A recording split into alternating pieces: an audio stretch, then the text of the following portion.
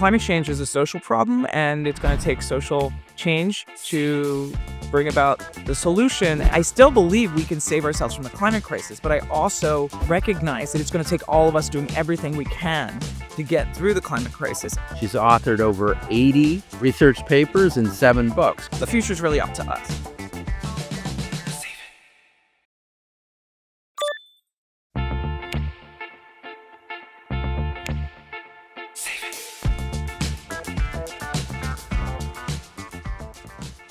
We've got a great guest on the program, Dr. Dana Fisher. She's the director for the Center for Environment, Community, and Equity.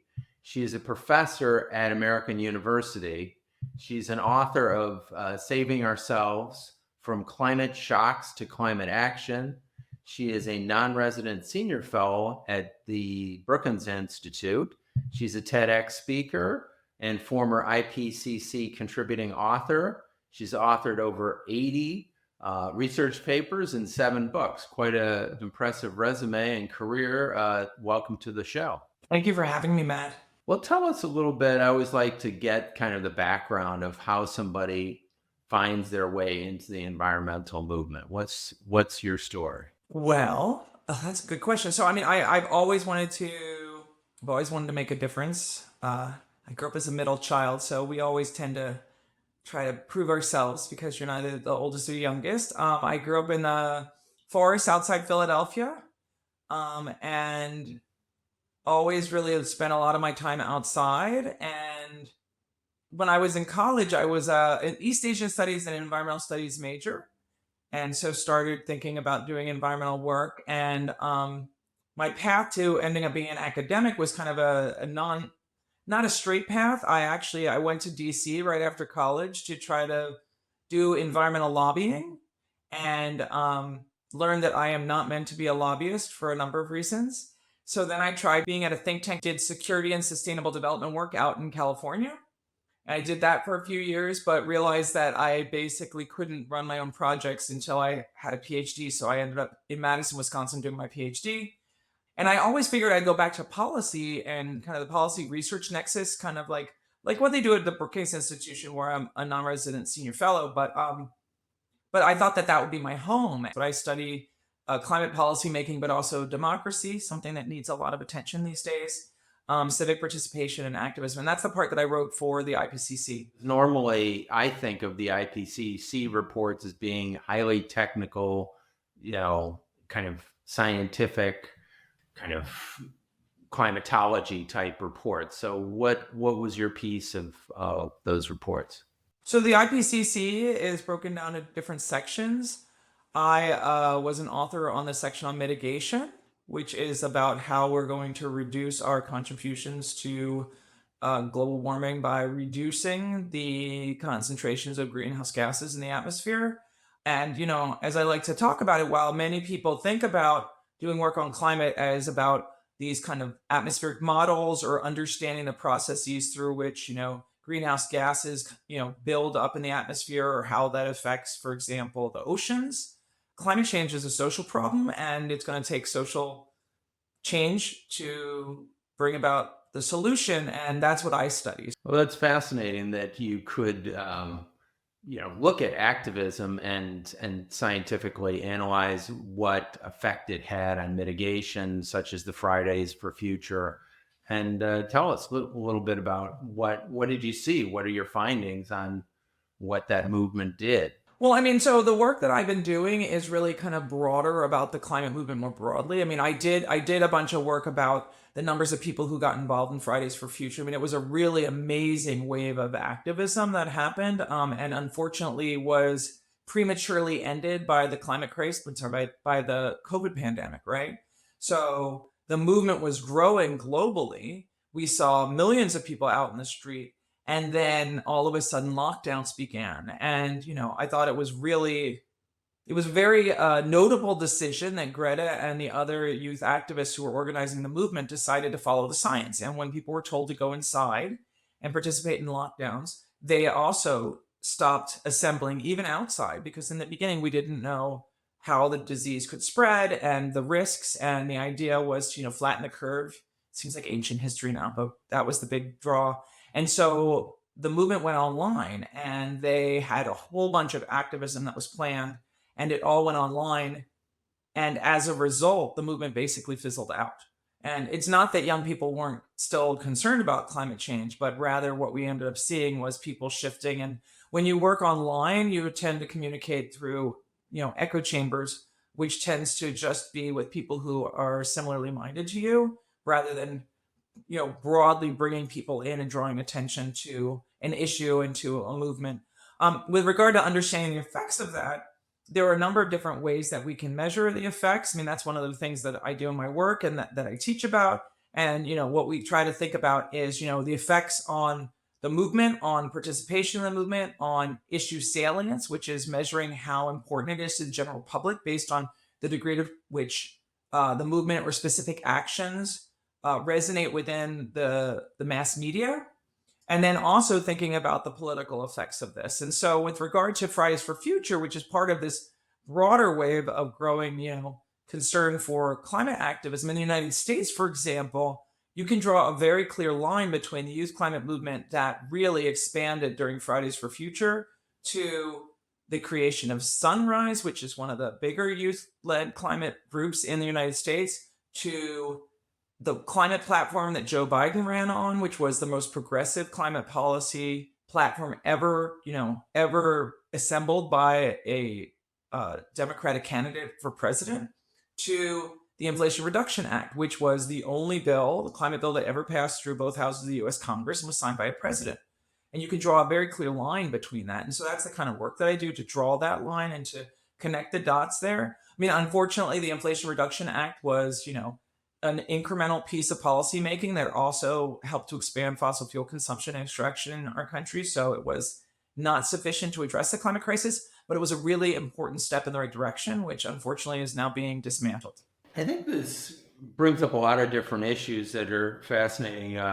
One of which is the echo chamber, and just kind of like personally somewhat interested in it in terms of, we certainly don't want the work that I'm doing online and interviewing people to just be an echo chamber. Like that doesn't serve what the purpose is. So I'd be curious to know what would shift the conversation or kind of jump out of the echo chamber. And then the other thing is how in 2024, it seemed as though Kamala Harris seemed to abandon talking about the climate as much as Biden did in 2020. And then you see the numbers go way down for youth engagement for Harris, and Trump ended up picking up a lot of momentum with youth voters. So clearly it didn't work. Yeah, Joel, I mean, let me go backwards in your questions, right? I mean, so the Harris campaign is a really good case study in how not to present yourself as a climate forward thinking candidate, right? What Harris basically did and the campaign decided to do was to lean into moderate Democrats. Harris ended up campaigning with Liz Cheney in the end, and Harris refused to take a stand on fossil fuel extraction or expansion. In fact, she was multiple times, young people asked her position on fracking, and she basically had, when she was a senator, had a position that she was going to try to support a ban on fracking in the United States. And then by the time she was running for office in 2024 for presidency, she wouldn't even talk about limiting fracking, right? I mean, the United States, during the period of time, the 4 years that Joe Biden was president and Harris was vice president, during that 4-year period, the United States became the #1 extractor and exporter of natural gas and oil in the world. And Harris was deciding to lean into and continue that trajectory. In so doing, she thought that she would cater to, fossil fuel interests, I'm assuming, lots of really moderate, and oil extractive and natural gas dependent areas, which tend to be, redder. But it didn't work. And as we saw, young people abandoned the campaign. And we saw that for a couple different reasons. One of the top ones was actually the Harris campaign's lack of a position on the war in Gaza. So many young people were upset about that. And then those who weren't upset about that, for whom climate change was their voting issue, were so frustrated by the fact that she didn't take a stand on fracking or fossil fuel expansion or anything. So the idea, the message was basically, we've done all we need to do on climate change, which is absolutely untrue. I mean, the science is very clear on that. So that's my perspective on that. And as a result, she lost the youth vote, which Biden, in contrast, had young people, including youth climate activists, campaigning for him and canvassing for him in purple communities all over the country back during the 2020 election. It makes a huge difference. But, you need to actually follow through on campaign promises and make promises to young people that they care about. And the Harris campaign was not willing to do that. Yeah, they were kind of playing it safe. This is important stuff. Let's pivot a little bit to apocalyptic optimism in climate action and exploring the concept of this and how it can motivate both individual and communities to act in the face of climate disasters. Tell us a little bit about that. So the notion of the climate or apocalyptic optimism comes out of my most recent book, In Saving Ourselves. I call myself an apocalyptic optimist. I mean, and I've been calling myself that for quite some time, and it's kind of funny because I used to believe that we could save ourselves from the climate crisis without being apocalyptic optimists. I really had a lot of optimism, and I thought technology could do the trick, but I just don't believe that anymore. And so when I was writing Saving Ourselves, which actually was motivated by my experience working for the IPCC, one of the things that was clear to me is that we really needed to be realistic about the path we're on. There were so many people who were clinging to, these dreams about, carbon capture and storage is going to save the planet, or we just need to make small tweaks in our personal consumption and that will solve the problem. And they were being really unrealistic about the trajectory that we're on in terms of where emissions are and where they need to be and where they need to go, right? I mean, there were all these discussions about how the Paris Agreement would stop the climate crisis. I mean, or limit it to a reasonable level. And yet we never actually even met the commitments under that. And now it's sad to talk about the Paris Agreement. So, it became really clear to me that I needed to be realistic myself about the path we were on. But then I was also hopeful. And so I call myself an apocalyptic optimist because I still believe we can save ourselves from the climate crisis, but I also recognize that it's going to take all of us doing everything we can to get through the climate crisis. And it's going to involve people pushing back against power, because one of the reasons we got ourselves in this mess is because both governments as well as businesses are really captured by these, what we call these privileged fossil fuel interests, right? Who have access to power, they have access to natural resources, and as a result, the access to power means that it makes it a lot easier for them to have decision-making support what they want. And we have to push back against that. And you can see it really clearly if you look at voting behavior in the Congress, even before we had a Republican majority, and looking at the ways that a lot of Democrats who receive fossil fuel funding vote when they're asked to vote on climate policies and climate initiatives. I look at what's happened over the last 100 plus days and think Biden had done a number of things to kind of make the transition to renewables a little bit easier. And now Trump is turning that around and making it harder. So even with the Biden initiatives, we were going to be hard pressed to get where we needed to go. Now it's, I'm seeing a lot more apocalyptic and a lot less optimism. Where do you see the optimism right now? I'm having a hard time finding it. No, that's a great question. I mean, and actually I would just say, so anybody who's interested in my apocalyptic yet optimistic approach should check out my TED Talk, which just came out in November, which is called How to Be an Apocalyptic Optimist. But what I would just say about that is, so I did a lot of interviews before the election about saving ourselves, and people would ask me, what happens if Trump wins? And what I said is, it's very clear. It was clear before the election that we are going to need to experience, we're going to have to experience more climate shocks before enough people are willing to push back against power the way we need to. And so in a lot of ways, being here in this period of the Trump administration means we're getting to the apocalyptic part earlier and faster. And while it is really unpleasant and painful, and I am not saying that I am enjoying it or that many people should be enjoying it, particularly people who are losing their jobs and their livelihoods, but given that we know that it is the experience of personally experiencing the climate crisis through climate shocks, climate change exacerbated extreme events like we're starting to see more and more of, that will actually motivate people to action.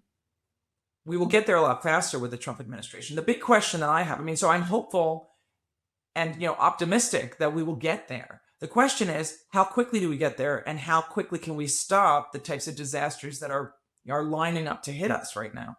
And that's where we all need to be responsible and active participants in deciding what future we want to see, because the future is really up to us. We cannot expect that some benevolent ruler is going to come in and create the policies and make the changes that are needed. Even Biden, and he tried.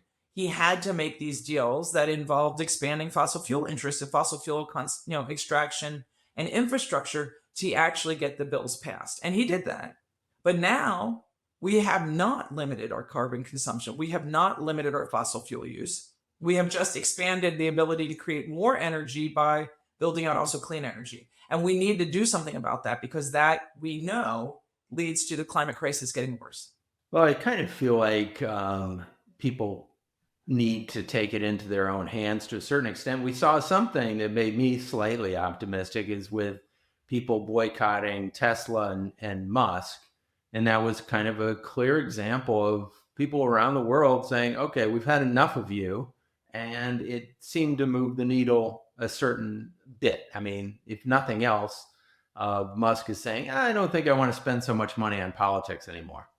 Yeah, this is a great example of looking at how we measure this type of activism and engagement. The Tesla takedowns, which is what they call these kind of they start out as micro actions across the country at Tesla dealerships. In fact, I was in Los Angeles the week that they started the Tesla takedowns, and I remember walking by the Tesla dealership. I think it was in Santa Monica. And there were two people outside, and I took a picture. And I'm like, look, activism, But I was like, okay, it's just this small little thing.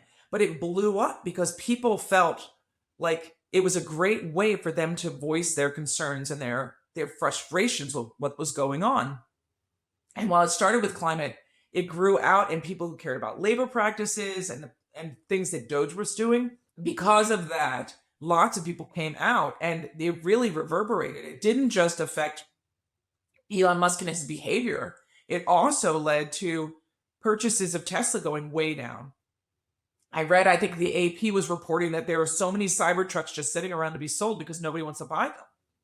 That is the way that people can voice their concerns and use your wallet to do it, right? You buy things. We've seen it over, the course of history, people showing their personal opinions by how they buy, what they choose to purchase, and what they choose to support. This is a great example of it, and it can go hand in hand with other types of engagement and activism. And that can really blossom into a really nice, successful resistance. So I think people all need to think about that. One of the other things I thought was really heartening about the Tesla takedown actions was that it was based in people's communities. So people would come out with their community groups, with their kids, participate in something on the weekend. You could do it, but it was part of their community rather than, a large scale something that involves, just one little moment. Because when you get involved in just do something for one Saturday once a year, it's really hard to make a difference, especially when we're pushing back against, fossil fuel interests that are paying millions of dollars, if not more, to lobby consistently and to push back against any type of effort to reduce carbon consumption, to, support clean energy transitions, et cetera, and so forth. There are two questions that come out of that. One is, what happens in 2026? We're seeing kind of the Republicans kind of in this big, beautiful bill that they're trying to push through. They're trying to do kind of a painless, nobody gets cut too badly. We're not going to have any big Medicare cuts or that type of thing. Like, they're trying to manage it in a way that they get through the 2026 election without skewering as many people as they'd probably like to.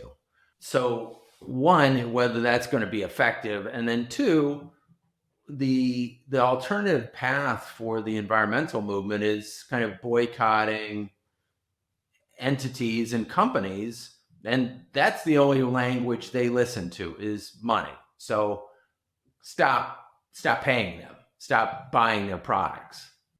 Well, yeah, also I would just say that in democracies, there's a history of striking. And while it may not seem like it's certainly not something that Americans have done very, in a common way in the recent past.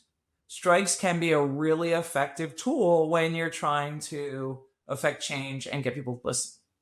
Because it hits people, it hits them in terms of the economic system, which is what needs to happen. I guess the question there is which constituency, which group, which labor group will stand up for the climate, because they may not see it as directly related to their lane, say the teachers union or the carpenters union, or who's going to be the courageous group that's going to kind of. Well, the beauty of the Trump administration right now and what we're living through right now in our country is that nobody has to stand up because they're standing up for climate. My book before Saving Ourselves was called American Resistance, where I documented the resistance to the Trump administration and its policies back in the first Trump administration. And one of the things that we know is when there is a common enemy, the left unites in ways that we don't otherwise see. So you don't need labor unions to be standing up right now for climate. They need to be standing up for labor because labor is being gutted. The people who care about LGBTQIA issues need to stand up for that. People who care about stopping systemic racism need to stand up for that. And it all comes together in a way that can involve pushing back against power. And in fact, some of my work that, where I've studied this during the last Trump administration finds that when we see this kind of solidarity across identities, orientations, social classes, and specific issues, movements are much more effective. And so that is a really great, we are approaching a great opportunity there, even though it will be motivated by so many people feeling like they have no other way to express their opinion and have any power in this country. So that is really unfortunate, but it will have the unintended consequence of uniting people in a way that means that you no longer have to pick an issue.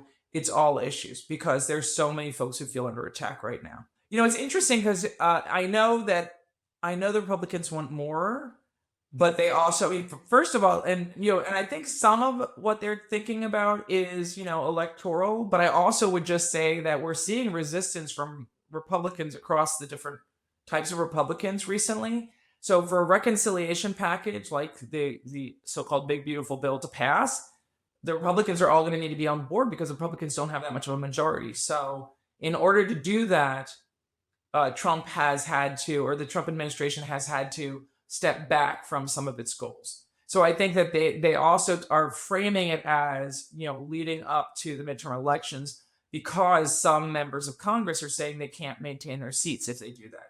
I would just say that there was an interesting piece that I read recently about some of the early elections that have happened since the 2024 election. There are some that have happened recently to fill seats for people who have left, et cetera, and so forth.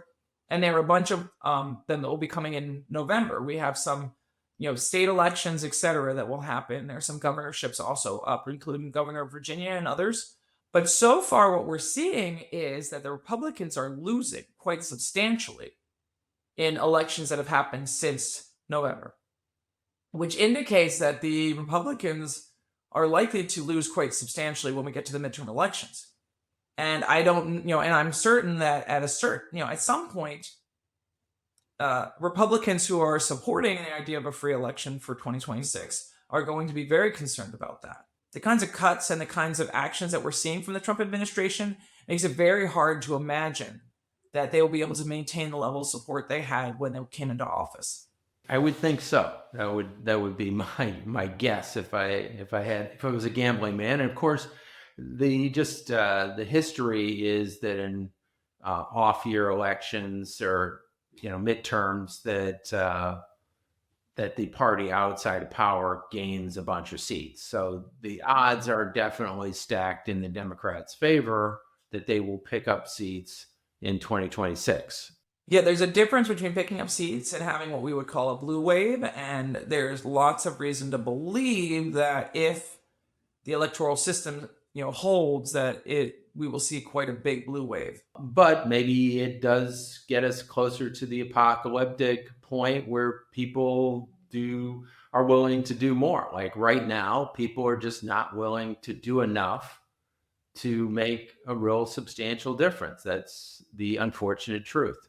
Yeah, I mean, and I would just say that, I mean, based on the work that I've done, there's limited evidence that elections in and of themselves can stop the climate crisis without there being real pressure to get to systemic change. And systemic change will require that fossil fuel interests and, corporate money gets out of politics like we have it right now, because that's part of the big problem here. So what I would imagine and what I talk about in my, my apocalyptically optimistic perspective is that we see more and more climate shocks that hit it with more severity and more frequently around the country. And that mobilizes people to push back against power, to take to the streets, to engage in politics in their local communities to stop the climate crisis. And we have seen some evidence of that. There have been some really interesting papers that have come out recently from case studies in Florida and Texas, for example, showing that people who have experienced climate disasters or climate exacerbated disasters are more likely, no matter their political ideology, to support climate action and climate science.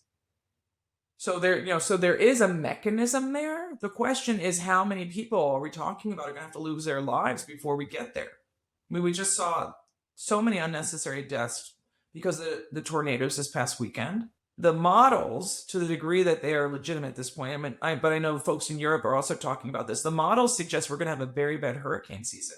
And we're no longer going to be able to predict it properly because the people who do that work have been fired.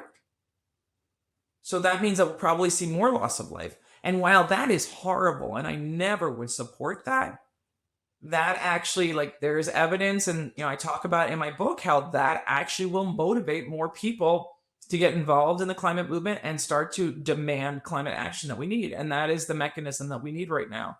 Because if we just wait and think that the next election is going to solve the problem, there's going to be, as you mentioned, Matt, there's going to be so much lost. And it's not possible to imagine that we can just put it back together. We've gone too far already, and we're nowhere near the election yet. The one thing that I think is interesting is that there seems to be this idea that if we don't pay attention to climate change, we don't pay attention to environmental degradation or environmental problems, that they won't exist anymore. And actually, what we know from research is that that's exactly the opposite. It just gets worse, right? Until you can't ignore it anymore. And instead, what we really should be doing is, shining a light and trying to improve our water quality even more, and, improve our air quality even more. Try to do something so that we can transition more quickly and away from dirty energy sources. But, that's not what this administration is planning on doing. Well, that is why we've got to double down our efforts and triple down to do even more to find a way to communicate to people and get people to act, and for all of us to take more effective action going forward.